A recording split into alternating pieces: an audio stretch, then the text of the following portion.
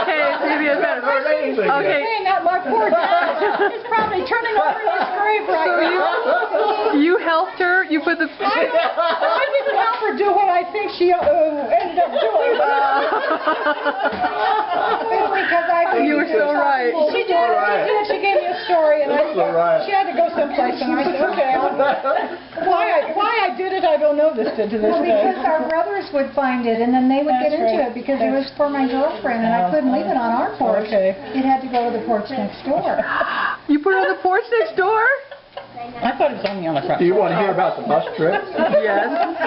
No, I mean Barbie. Oh, okay. About the bus trip. I asked Glenn. Glenn, what was it over Barbie, you got to tell about the bus Glenn is trip. the one that really participated in this more than I did. Yes. You can put that on Glenn's fault. I did take a thing over there, but after that. There's none left. Well, we got permission because I said, well, this is for my girlfriend, and she's going to come pick it up. If I leave it on our front porch, my brothers are going to get into it, and then my girlfriend will never get it. So she said, it's fine, you can put it over here. So then later, this girlfriend came over and picked it up, took it downtown to the Wichita bus depot, where I connected with my luggage later that night after Mary walked me to the bus stop. Did I do that too? I didn't remember that. You know You were quite an accomplice. That's why I said like Mary for 57 years. You told me later, I'm several 70 years now. later, that you had a feeling that night you'd never see me again. It's been a long time since that happened, but You told me No that. wonder she doesn't. When I ask her these stories, she's blocked them out, and I think it's because she doesn't want us to know what an accomplice she was. Yeah. Well, I have to say, she had no idea what. I know. I don't really think I knew what you guys were up to. No. I didn't know. No, I have to give her credit for that. She didn't know. I ought to tell you about In fact, I'm glad she didn't know, because she may have convinced Barbie not to go. Do you know that your mom and dad came over to our house? Oh yeah. Yeah, they came over. Oh yeah. Well, they were. I think even a pretty. Oh, that's another story. The whole thing. But you got to hear about the bus trip for Barbie. You got to get her to tell you about the bus Were they trip. really upset? This is a riot. Daddy so much. Oh, really? Yeah, he didn't know what to do, so. Yeah. Anyway, it's a long story. A long time ago, guys. All right, Dale says it's a bus trip. Oh, the bus trip. Okay, well, I just went to the bus stop and waited and waited and waited, and finally it was time for the bus to leave, which was about 1 o'clock in the morning. And I was headed to Nebraska. And so I get on the bus in my 2 suitcases, and, in the meantime, I was going to pretend I was married. So back in those days, we had these little friendship rings that we gave our girlfriends, and so I had one, so I put it on my left hand, and I ended up sitting next to a gentleman who I thought was really, really an old man. He was probably in his 40s. And so we struck up a conversation, and he asked me, where I'm going, and I said, well, I'm headed to Chapel, Nebraska, and going to meet my husband there, and he's with a combine crew. He's going out there to cut weed, and he didn't want me to have to be on the truck and everything, so that's why I'm on the bus. Just lied through my teeth. I'm just telling you this cock and bull story, and I'm just so straight-faced.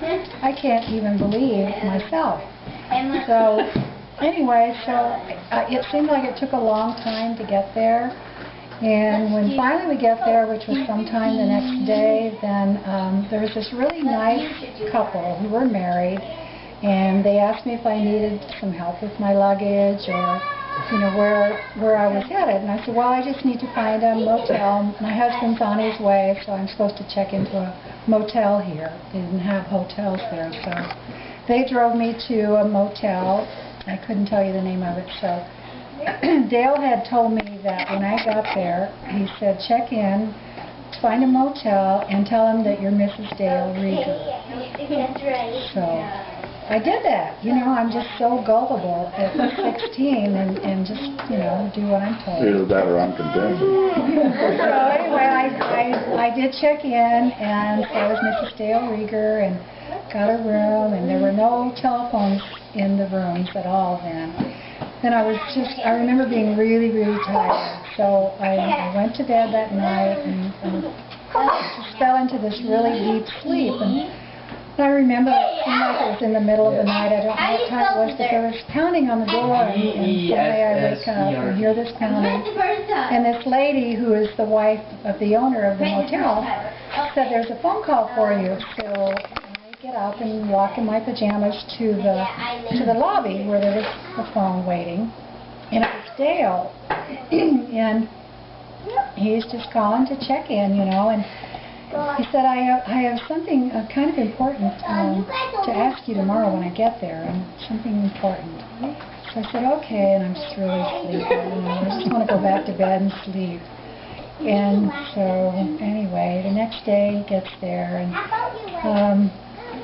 he just says, you know, do you want to get married? And I said, well, okay. That's a good idea. and so he gets out this ring that he had in his glove compartment, an engagement ring that he, I think, just carried it around for and he had told me if that didn't happen, but it's a good story. That's a good story. He said, if you will come on a trip with me, you can have this ring. So I'm thinking all the time, you know, making the decision, should I go or should I not go? You know, so, okay, I think I'd like to have that ring. I think I'll go. That's when I made the decision to go.